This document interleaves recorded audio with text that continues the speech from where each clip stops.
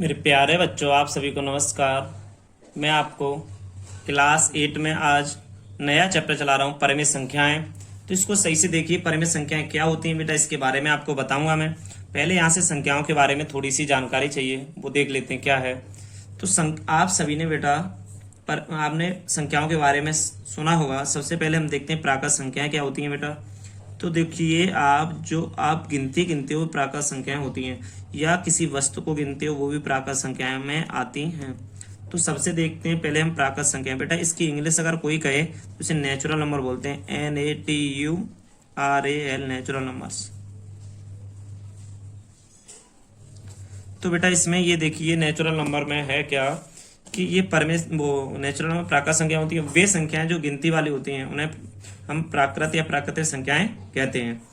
इन्हें एन द्वारा प्रदर्शित या निरूपित बोलते हैं, एन से हम व्यक्त करते हैं। तो या कह सकते हैं वे सभी गिनती वाली संख्याएं उन्हें हम प्राकृत संख्या कहते हैं, या गिनती वाली प्राकृत संख्या कहलाती हैं।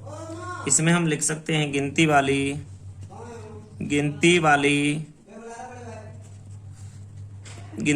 प्राकृत संख्याएं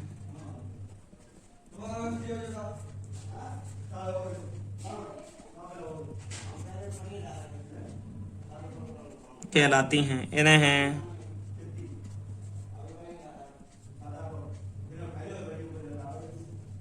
एन द्वारा व्यक्त किया जाता है बेटा।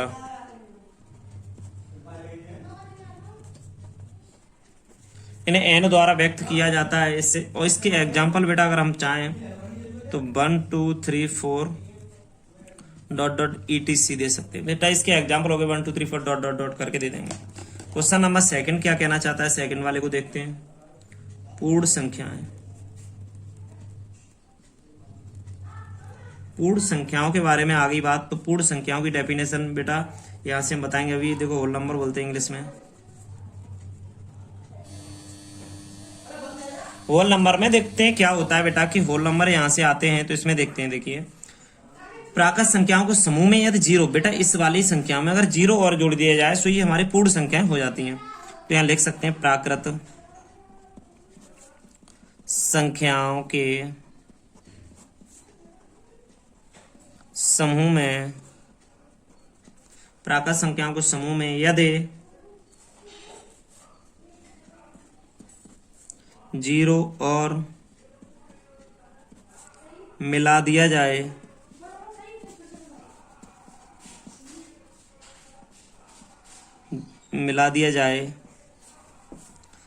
तो हमें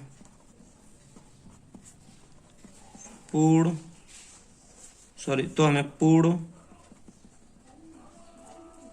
संख्याएं प्राप्त होती हैं।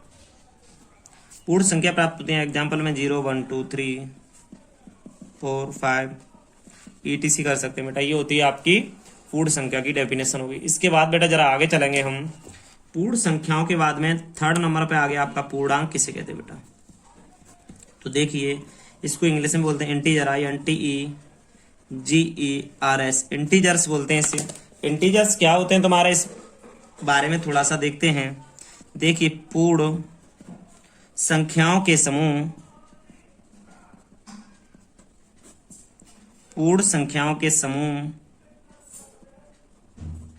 में यदि प्राकृत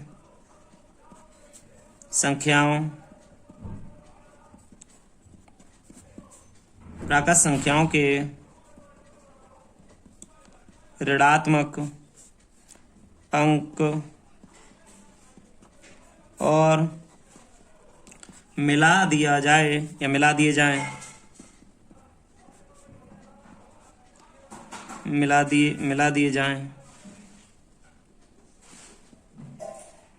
तो हमें संख्याओं ऋणात्मक और मिला दिए जाएं तो हमें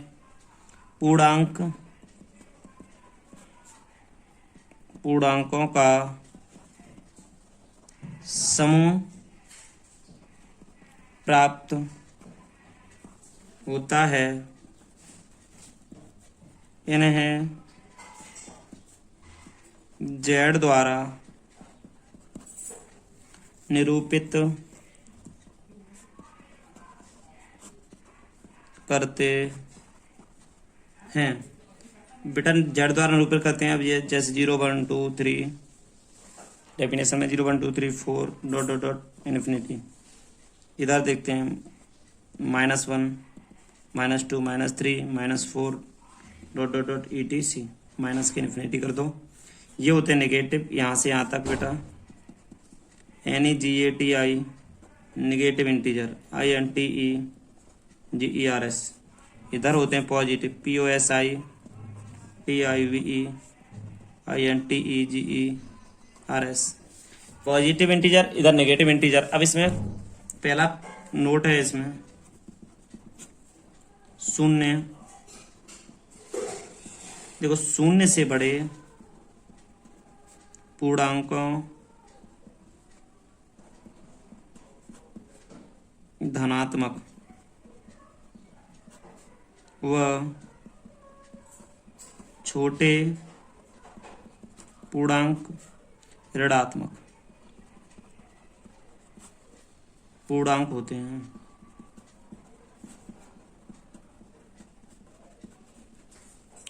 नंबर 2 पे शून्य न तो धन पूर्णांक है और न ऋण पूर्णांक।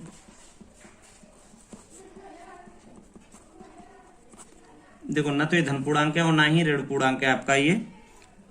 अब आगे देखते हैं, इसमें आगे डेफिनेशन है इसकी पूर्णांक के बाद में। बेटा चैप्टर का नाम है परमेय संख्याएं, तो अब परमेय संख्याओं को ही देखते हैं। परमेय संख्या क्या है, देखिए परमेय संख्या आप यहां से पढ़ोगे, देखो वे संख्याएं जो P/Q के रूप में लिखी हो, तो यहां लिखेंगे वे संख्याएं जो P/Q के रूप में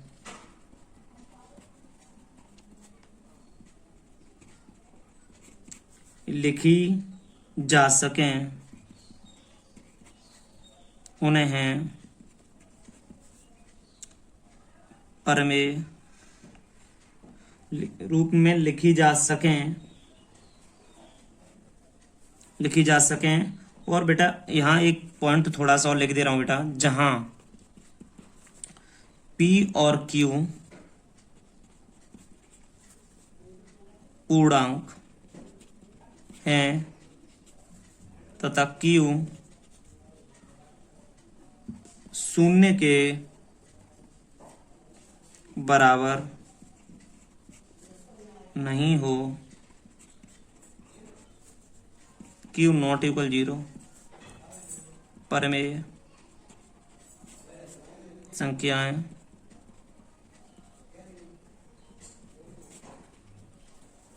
कहलाती हैं।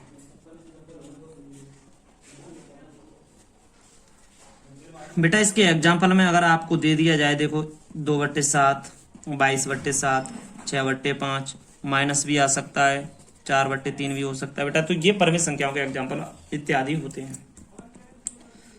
अब कहते हैं यहाँ से हम आगे वाली बात क्या है, देखिए बेटा परमेय संख्याएं होती हैं ये।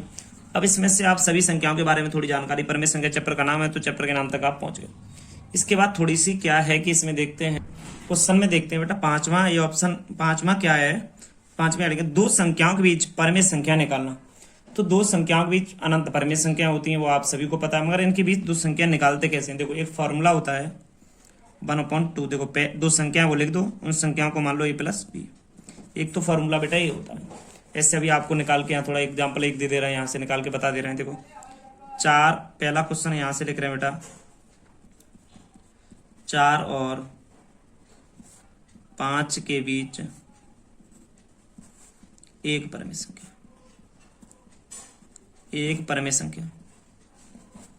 एक परमेय संख्या निकलवा रहा है। तो आप कह रहा है 4 और 5 के बीच एक परमेय संख्या ज्ञात कीजिए, ये लिख लो। मान लो एक संख्या ज्ञात करवाने की बात हो रही है, तो बेटा देखिए 4, तो a बराबर तो यहां से 4 मानेंगे, b बराबर हम 5 मानेंगे। तो देखते हैं कि 1/2 4 + 5, तो यहाँ से मेरे भैया यहाँ से 1/2 यहाँ से आ जाएगा 9, तो 9/2 आ गया बेटा बस आपका ये एक फॉर्मूला है। जब एक निकलवाए, दो निकलवाए, यही लगेगा, चार निकलवाए तो भी लगा देंगे, मगर एक शॉर्टकट फॉर्मूला है यहाँ से। इसका सेकंड मेथड है क्या, देखो 4 और 5 के बीच एक संख्या निकलवा रहा है, 4 और 5 के बीच अंतर एक भी है नहीं, तो एक संख्या निकलवा रहा है, तो एक में एक जोड़ दो, 2 आ गया आपका। अब यहां से क्या होगा कि 4 के नीचे 1 लिख लो और यहाँ 5 के नीचे 1 लिख लो।